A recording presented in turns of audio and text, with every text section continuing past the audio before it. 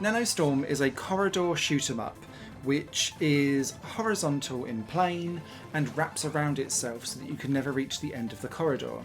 But it also adds on an incremental skill tree in a way that bleeds out and out and out, so that you can become from a very tiny weak astronaut with a single little shooty gun to an absolute storm of weapons that has got homing missiles, spread lasers, dodge attacks that damage, bombs that can explode and kill everything around you, and shields that are surprisingly probably the most powerful thing in the game.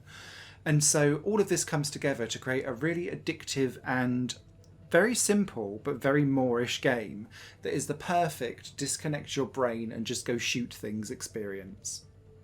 Nanostorm doesn't give you the best first impression though, and that's because when you start out you are incredibly weak in levels that are incredibly sparse. And so each level or mission has you needing to do two things. Firstly, you'll need to shoot and kill everything in the level, and you won't have a map at the top of the screen that will tell you where everything is, but you will unlock that on your skill tree relatively early on. Moving left or right, up or down, everything wraps around the corridor and also horizontal to vertical too. And so you'll need to shoot every enemy, every mine, every meteor. And over time, more and more different types of enemies will start to join the party, and this is where the secondary mission comes in that scores you extra bonus points that you can then spend on your incremental upgrade tree. And these are humans at the bottom of the screen. Very similar to Resogun, for example, where you had humans that you needed to protect. The same thing applies here, and certain enemy types will pick up and grab the humans and take them to the top of the screen. And if they reach the top of the screen, they are lost. They turn into a more powerful version of that enemy and will go after you, firing all kinds of things, and they will chase you down until they either kill you or you kill it.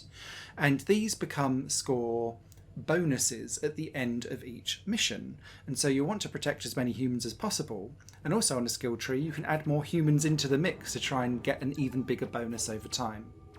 You'll start off with one weapon, and that will have upgrades for its speed, its power, and potentially for some of the weapons how many shots will be fired, because that could be spread laser, it could be some bullets that just go out in front of you. And then later on you'll get secondary weapons such as homing missiles that can then fire out again at different fire rates and speeds and damage. You can also turn the flames from your jetpack into a weapon of choice too. And in the first, I would say, third of the game, fuel becomes a big issue with Nanostorm 2. You have limited fuel, and if you hover, you don't use any, so you want to try and stay sedentary to eke out your life as long as possible. But you'll need to kill everything before you run out of fuel, because your fuel jetpack carries over if you get, say, hit and killed by a bullet or run into an enemy and die. The fuel pack doesn't replenish, it carries on to your next life. So you might be killed with just a tiny little bit of health, fuel left to go, and then you'll respawn and think, this next life's going to go very quickly too. And so it has a cumulative effect. Once you've upgraded your fuel in the game to having its maximum fuel capacity though, it no longer becomes an issue and instead becomes a weapon, which is quite cool too. Other things that you can buy are shields, which become incredibly powerful, I must say, because you can just smash into things, and particularly with the bigger, more powerful, they start off as boss enemies and then just become part of the everyday run type enemies. Just smashing into them with a shield is actually sometimes the quickest and easiest way to kill everything. And also you'll want to pick up some rotating orbs that will also act pretty much like a shield, stopping any bullets getting in. Over time, you will build out your skill tree, you'll go through tens and tens and tens of missions, and the game just becomes infinitely better the more chaotic it becomes, and also the more powerful it becomes, because you're having to rely on, do I dodge all the way across this corridor screen to then escape the wall of enemies and bullets coming towards me? Do I want to make a stand? Do I want to dive for that power up because I know that will help me out? All of this becomes real Twitch-based arcade action that is just so easy and simple, but very Moorish and addictive to pick up and play, and it's fluid and it just works so well. I feel like the developer of this game has played probably an awful lot of mid to late 80s style arcade shoot 'em ups and just wants to recreate something like that with just an insane skill tree. The only downsides that I would have for Nanostorm, and there's two.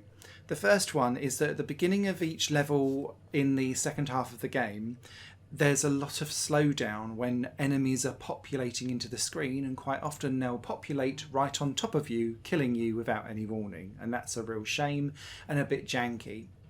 The other thing that I would call out is that some of the bullets or mines that are left behind are a tinge of yellow that's not too dissimilar to the pickup that you're trying to get, or they just kind of blend into the background a little bit, and I kept smashing into them, whereas all of the other bullets are like bright red, and so you can avoid them really simply. And so just I'd really like there to be a little bit more of a colour distinguishing feature for some of the enemy bullets versus some of the things that you're collecting. But they are relatively minor problems in what is a really cool arcade experience that takes me back to the late 80s and the coin-op arcade classics that you would have back then. Nanostorm is out now.